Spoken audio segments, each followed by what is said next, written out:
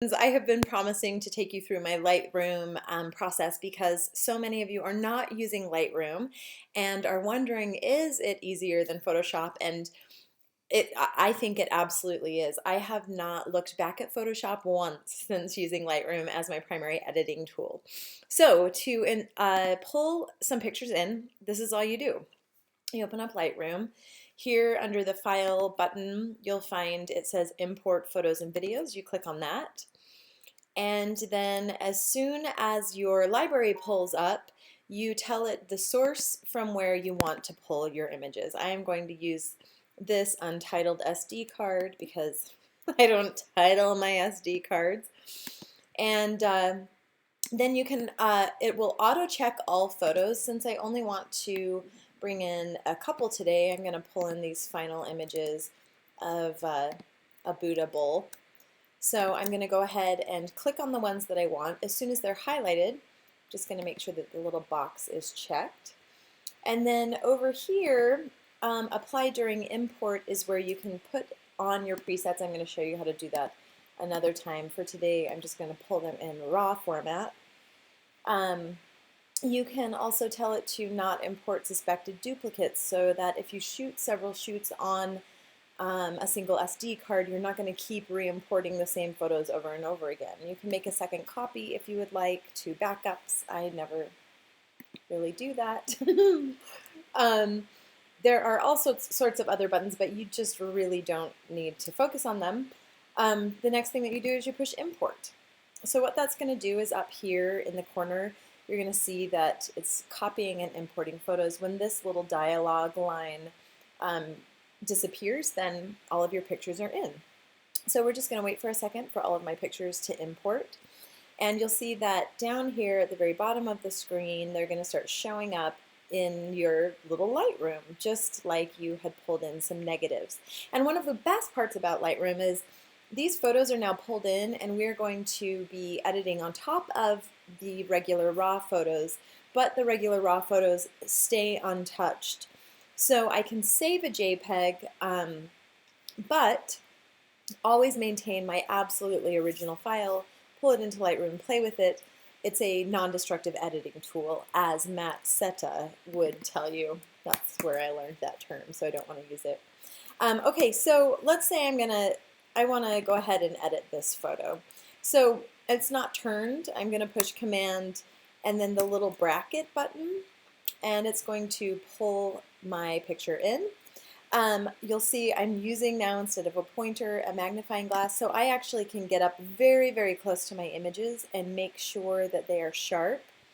I wait a little bit for this loading button to hit, and I'll actually see the crispness kind of connect. Now, I did not use a tripod for these images, so I'm going to hunt until I can find one that is sharp.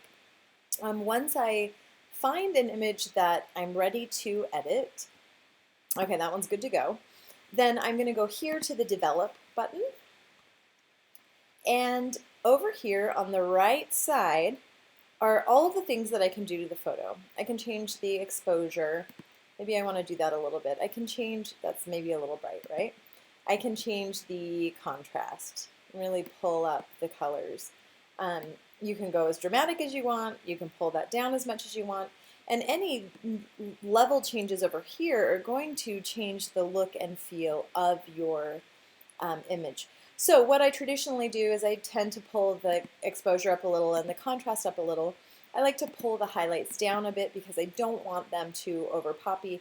And I like to pull up the whites because I just think it looks nice, instead of having highlights, to just have an overall boost of white. I've also found this is one of the easiest ways for me to create a nice vibrant white with just a hint of blue. I really, really love just a hint of blue.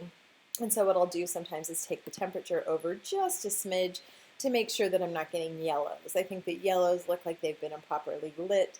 Blues kind of have the essence of natural light and tend to be just a little more inviting to look at, in my experience. You can pull up the vibrance. Sometimes I do, especially if I'm making a natural looking bowl. So these are kind of the primary edit tools. Now when you go down here, there are all sorts of other things. You can see I have them open. that you can play with. And if you are a Lightroom user, this is just where the fun absolutely begins. One of the other things that I really love to do, I rarely use tone curve. I absolutely love to pop in here on split toning and add a little bit of blue to my shadows. I just think it gives this like nice kind of moody film look to my pictures. We'll close that up. For detail, if you want to add sharpening, I tend to pull the radius, detail, and masking way up. I just find that it adds sharpness and boom without adding any kind of like eye-hurting crispness. The luminance will get rid of noise. But this is the great thing about Lightroom is you can sit in here and it's literally these sliders. You play with them and you play with them and you play with them until you have exactly what you want. Maybe I want to add a little vignette in there.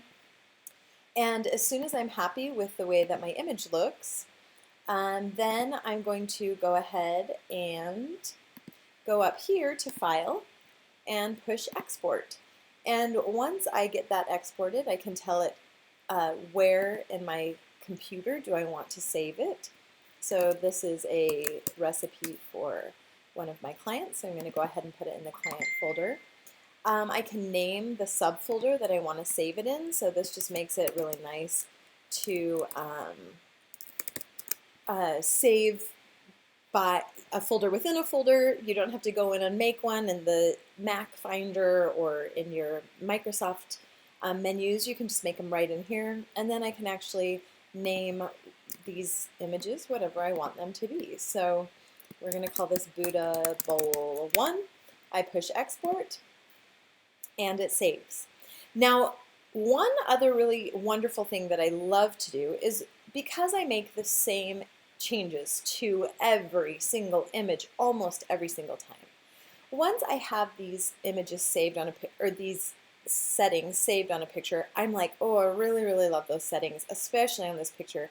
So what I'm going to do is I'm going to go over here to my presets tab and I'm going to hit plus. Once I hit plus, I'm going to call this Yuri Buddha Bowl. I can name that preset as whatever I want. And then when I go to this next photo, all I have to do is find that preset in my list. And check this out. Are we ready? Are we ready? I can change it in a single instant, and all of those edits are now applied to this photo as well. It is so fast and so easy, and then I can just tweak within that. You don't have to go all the way down the list every single time. And boom, editing for that image is done. Just one of the things that I love about Lightroom, and there are many. Hope that helped, and if you have any questions, go ahead and leave them below this video, and I'll try to answer them to the best of my ability.